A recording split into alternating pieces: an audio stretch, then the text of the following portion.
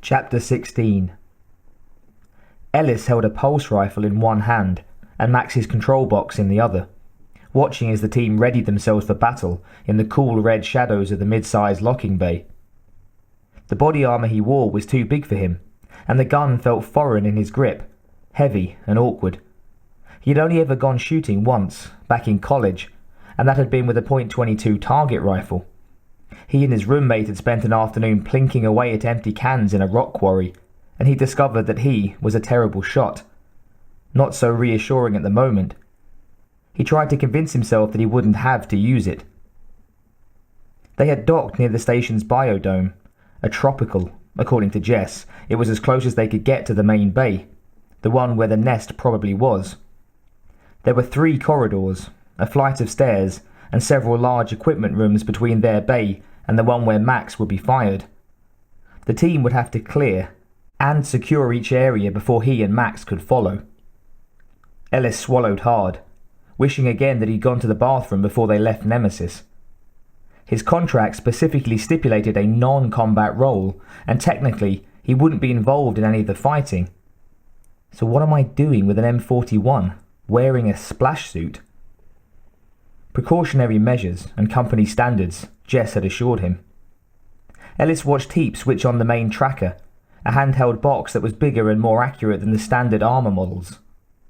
Jess had helped Pulaski fit himself into a smart gun rig and was now crouched in front of him, making an adjustment to the mechanical arm.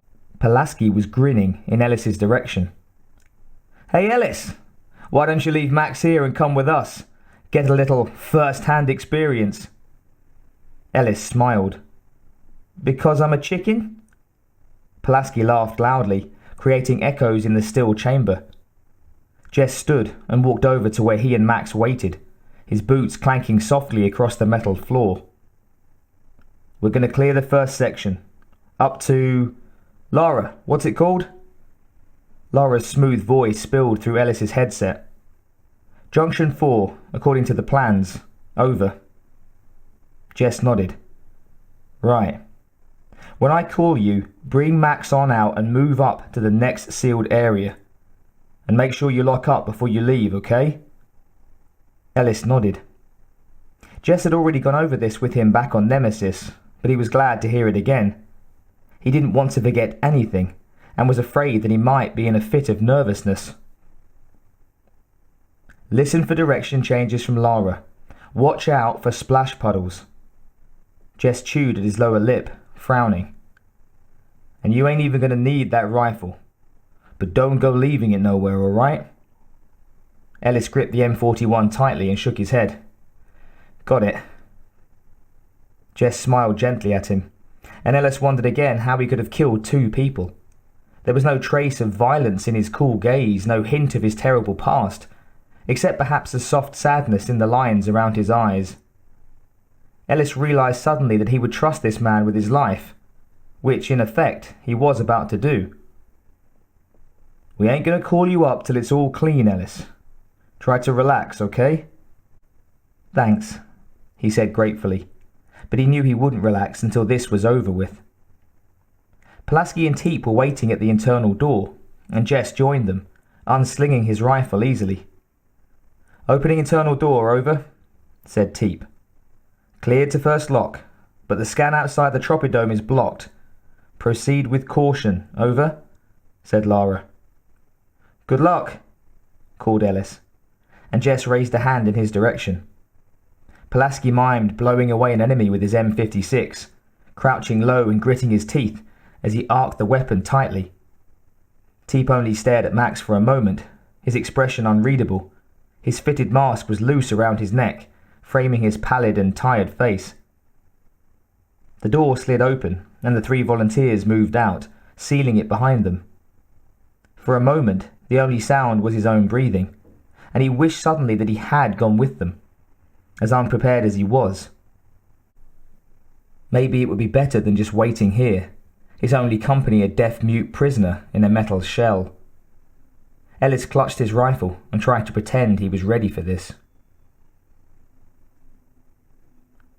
The Candyman checked the tracker on the smart gun and shook his head. There was no movement in the first corridor past the lock. Jess opened the door and Pulaski stepped forward, seeking dark life in the shadows of the hall that bordered the tropidome. It was hot and humid and smelled like a rotting jungle. Pulaski led, edging down the wide and empty hall and watching the tracker. He swept the M56, feeling tight. He wasn't sure why exactly, but the excitement for the heat was different this time around. The desire to kick ass was still high, but tinged with disappointment, maybe? Anger? They were being used to take out a nest that should be a nuke, and it wasn't fair, no matter how much fun it might be. Being used pissed him off. The wide, empty corridor angled sharply to the right 20 meters ahead, and he could see it was brighter farther along, light spilling from somewhere. The biodome had its own power. It had to be one of the sun lamps. He rounded the corner and stopped short. The light wasn't coming from a window, as he'd expected. All of the plexi observation panels were tightly shuttered and sealed, but about 6 meters down there was a large, jagged hole in the wall of the corridor that opened up into the tropical dome. A dead man was huddled next to the hole, a pile of rotting flesh stuffed into a tech coverall. His face from the nose down was stripped to the bone, exposing a wide and terrible grin. He sat amidst the pieces of the destroyed corridor wall that littered the hallway, torn out by inhuman hands. The sun-warmed smell of the man's body was the source of the odour, pungent and overly sweet. Pulaski felt his blood heat up as he trained the weapon barrel on the open hole and waited for Jess and Teep.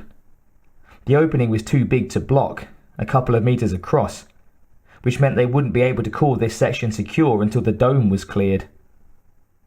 Jungle fighting. Gonna be bugs in the bushes. Right on. Ah, shit, mumbled Jess behind him. Pop, Lara, we got a problem here. You got visual inside the tropidome, over?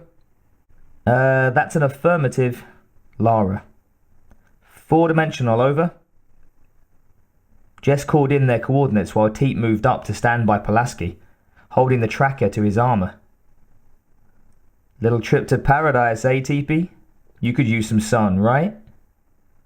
Teep shook his gaunt and pale face, training his rifle on the bright opening but staring at the dead man's hideous smile. Doesn't matter. Guess it'd be better to buy it here than in hell anyway, he said softly. Candyman wasn't sure what to say. He'd never been too good with words, especially not the kind that were supposed to make people feel better. Sheila always said that it was because he was too good at kicking ass, which was true. But Teepee was hurting, a faraway look in his eyes that didn't sit well with Pulaski. It wasn't like Teep was a pussy or anything either. We're just buying time, man, he said finally, and hoped that Teep would keep it together long enough to make it back to Nemesis. Jess joined them. Candyman, you're on point. Teep, sweep left. Lara says there's a waterfall and a bridge straight in. They'll get 4-point coverage there, so we want to get on the wings, dig? Pulaski grinned, the thrill of a bloody clearance overriding everything else. When he was a kid, his Uncle Tommy had taken him hunting once in Alaska. Illegal as all hell, but the Pulaskis weren't such a law-abiding bunch. Stalking through the icy woods with a scoped rifle, a quest in the wild outdoors, that had been a kick in the ass all right. But it wasn't going to be nothing compared to a jungle hunt with prey that could fight back. They moved in formation to the opening and paused for a moment, adjusting to the brightness and avoiding the corpse's rotting, eyeless gaze. Pulaski arced the smart gun, amazed at how green it was. As far as he could see were giant trees, strung with dripping vines, ferns taller than him, a dozen other plants he didn't know. From where they stood, he could hear rushing water, light and musical.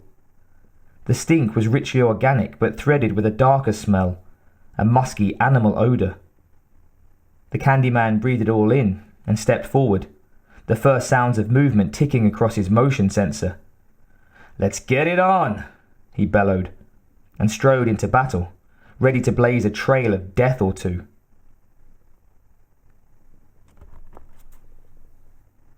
Lara watched the monitors as the team stepped into view, caught on the west of the security cam.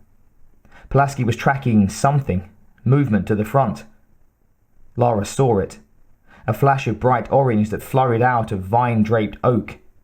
She opened her mouth to say something, but the piercing squawk of the tropical bird told him for her. Pulaski grinned and sought another target. "Surprised he didn't kill it anyway," said Pop, amused. The operations deck was cold, but Lara felt a hot and seething fury rise up inside of her at the sound of his voice. She concentrated on the screen, determined not to let him make her job harder. She saw a dark and sliding shadow to the right. "Jess, incoming 30 meters." She heard his tracker pick it up as he aimed. The drone picked up speed, ripped through the green and fertile growth like a feral cat. It trumpeted its approach and was met by a series of fiery bursts. Smoke and shredded leaves flew as the screech was cut short.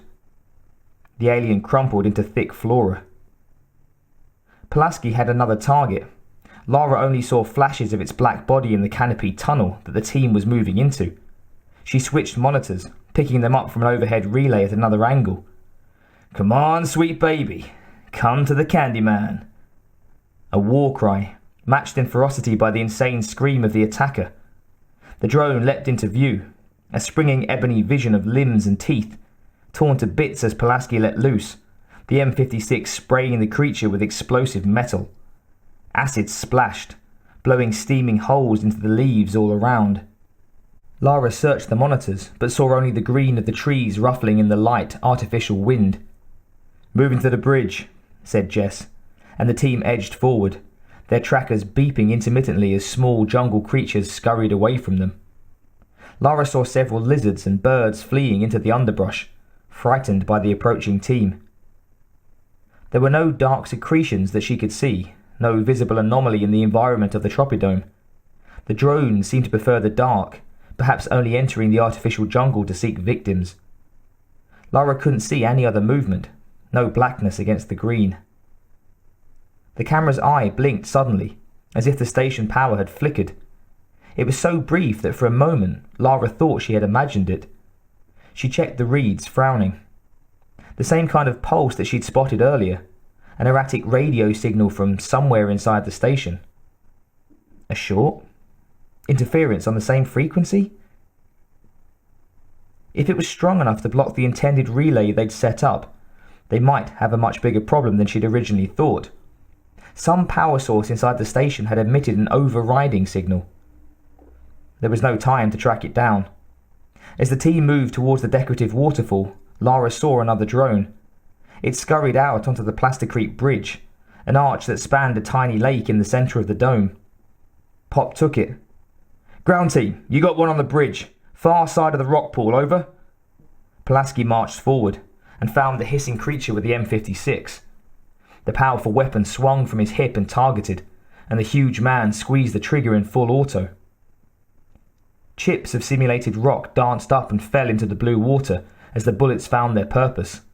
The drone had already started a leap in their direction. The fire of the smart gun cracked into its long skull and blew it into hissing chunks. The monster plunged lifelessly into the pool, water steaming up in its wake. For a moment, nobody spoke as they all waited and watched for further attack.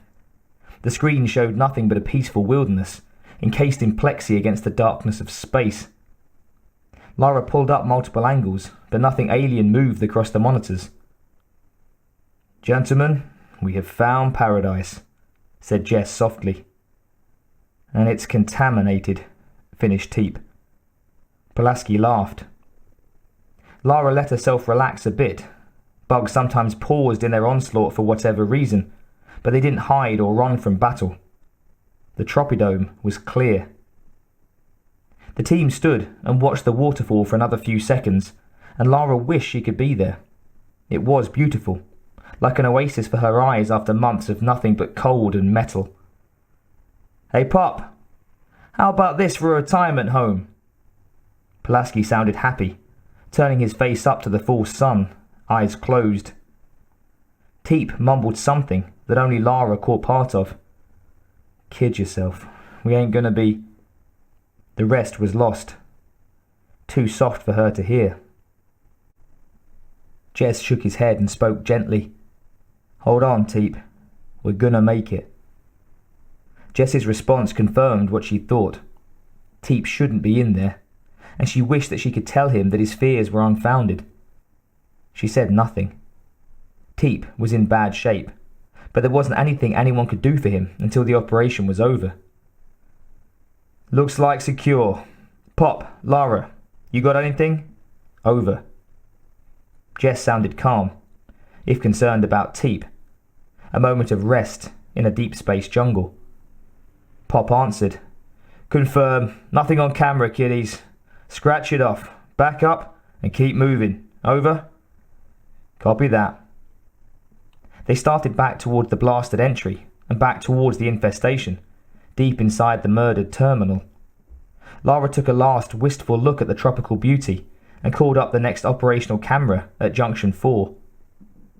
The dark corridor that panned across her screen was encased in alien secretions, transformed into a hellish and unnatural place. Even as she scanned, she saw a long, lithe body unfurl from one recessed wall. Lara checked frequencies again and prayed that the lines would hold up, just a little bit longer. If the relays cut out, then the ground team would be on their own.